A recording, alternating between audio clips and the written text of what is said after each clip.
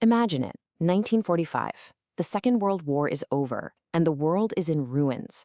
But out of that ash and rubble, a new global order had to be built. And what they created was a world of incredible recovery, but also one of deep, deep division. For the next 20 years, that new reality would harden, splitting the planet in two, and setting the stage for a Cold War that would define the rest of the century. Right, let's get into it. We're starting with this famous quote from Churchill for a very specific reason. Because in 1946, this wasn't just a powerful metaphor. The Iron Curtain was becoming a real, physical thing, a new reality that was shaping the daily lives of hundreds of millions of people. The shooting war was over, but the fight for what Europe would become, that was just getting started. And right in the middle of it all were the two new superpowers, the United States and the Soviet Union, each holding a very different blueprint for the future. Now this gets right to the heart of the whole conflict. You have two fundamentally different ways of seeing the world, both born from the absolute horror of World War II. For Stalin, who'd seen his country invaded twice in just 30 years, security meant one thing: control, a physical buffer zone of countries he could dominate. But for the US, which was now the world's economic giant, security meant something else entirely. It meant creating prosperous, stable democracies that would be strong enough to resist communism on their own, and, of course, be great customers for American goods. These weren't just competing policies, they were clashing philosophies that would shape everything for the next 50 years. So let's step behind that Iron Curtain and see what life was actually like.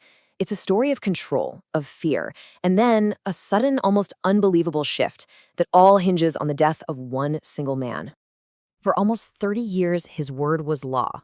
We're talking absolute terror, brutal purges, the gulag. The whole system ran on fear of him. And then, on March 5th, 1953, Joseph Stalin is dead. Just like that. And he leaves behind this massive power vacuum, with his inner circle absolutely terrified of what comes next. What follows is this ruthless, but surprisingly quiet power struggle.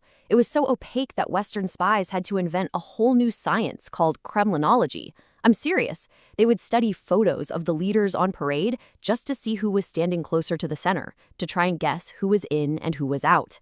As you can see, the first to go was the man everyone feared most, the head of the secret police, Beria. His rivals all ganged up on him to get him out of the way before he could do it to them. And over the next couple of years, the clever and scrappy Nikita Khrushchev outmaneuvered everyone else to grab the top job.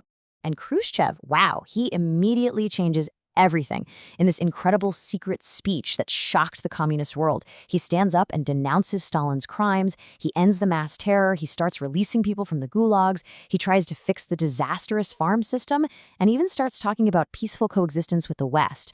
It really felt like a political spring was finally here. So here's the crucial question. Concessions were being made, no doubt about it. A little fresh air was blowing through the Eastern Bloc. But did that mean the people there were actually free to decide their own futures? How far was Moscow really willing to let things go? And Hungary gave the world the answer, and it was a brutal one.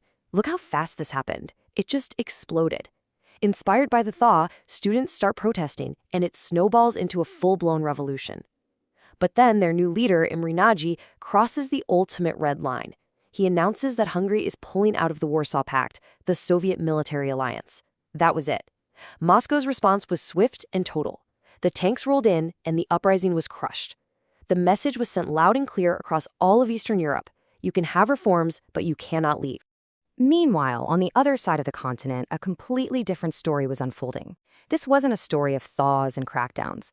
This was a story of an unprecedented economic boom, a recovery that would change the face of Western Europe forever.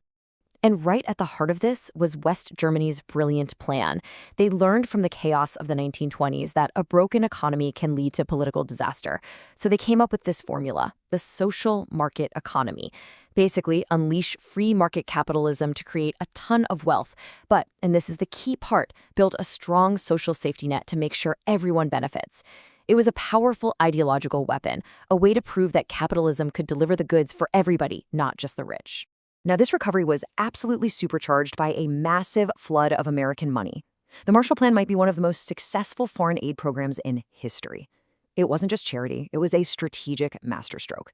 By pouring billions into Western Europe, America rebuilt its allies, created huge new markets for its own products, and, crucially, it made capitalism look so good that it stopped people from voting for the powerful communist parties in places like Italy and France.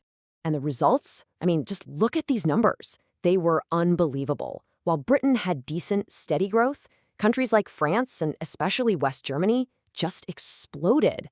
They called it the Wirtschaftswunder, the economic miracle. Their economies grew at a crazy pace, creating jobs, raising living standards, and really cementing the idea that the Western way was the path to prosperity. But this new prosperity had a flip side. For the old colonial powers, Britain and France, it came with a painful dose of reality.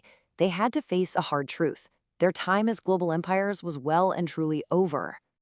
For Britain, the writing was on the wall. The retreat from empire was mostly pragmatic, but the Suez Crisis in 1956 was a national humiliation. Britain and France tried to act like old-school empires and invade Egypt without getting permission from the new boss, America. And President Eisenhower basically just pulled the plug on their economies. The message was brutal and clear. You are not the senior partner anymore. The age of independent European empires is over. Now, if the end of empire was humiliating for Britain, for France, it was an agony. The reason was Algeria. It wasn't considered a colony. It was officially part of France. So the war for its independence was a savage, 8-year-long nightmare of terrorism and torture that nearly caused a civil war back in France and left incredibly deep scars on both countries. And yet, out of all this turmoil, this loss of empire, something totally new and revolutionary started to grow. The old rivals, France and Germany, came up with this profound idea. If they could tie their economies together so tightly that it would become physically impossible to go to war, maybe they could stop the continent from destroying itself ever again. They started with coal and steel, the very ingredients of war. And by 1958, they had created the common market. This was the very beginning of what we now know as the European Union. So, by the early 1960s, the New World Order is locked in. You have two powerful, nuclear-armed blocs, each totally convinced that they are on the right side of history, staring each other down across a divided Europe. It was a world of spies, proxy wars, and this constant, simmering tension where one mistake in Berlin or Cuba could literally end the world. And this quote, this one from Khrushchev, just perfectly captures the paranoia of the time. He always claimed later he meant they would bury capitalism economically, that their system would just prove to be better. But that is not how it was heard in the West. It sounded like a terrifying literal threat, and it just poured fuel on the fire of the arms race. And the world just kept stumbling from one crisis to the next. In '57, the tiny beep beep beep from the Soviet Sputnik satellite caused total panic in America and kicked off the space race. Then in '61, the Berlin Wall went up, a stark, concrete symbol that the only way to keep people in the communist East was to physically lock them in. And then came October 1962, the Cuban Missile Crisis. For 13 days, the world held its breath. It was the closest humanity has ever come to full-scale nuclear war. And this high-stakes poker game was being played by these four huge personalities. You had the reckless, unpredictable Khrushchev, denouncing Stalin 1 minute and threatening nuclear war the next. Opposite him, the cautious old general, Eisenhower, trying to contain the Soviets without starting a war. And in Europe, you had Adenauer, laser-focused on rebuilding West Germany as a loyal Western ally, and the proud Charles de Gaulle, determined that France would walk its own path. The clash of these wills defined the entire era. So by 1965, the post-war world seems set in stone. It's locked in this tense but weirdly stable conflict, a world rebuilt from rubble but now living under the constant shadow of the bomb. But under the surface, the forces of change, social, cultural, political, were already bubbling up. And that leaves us with one final question to think about. What happens when this frozen world finally begins to crack?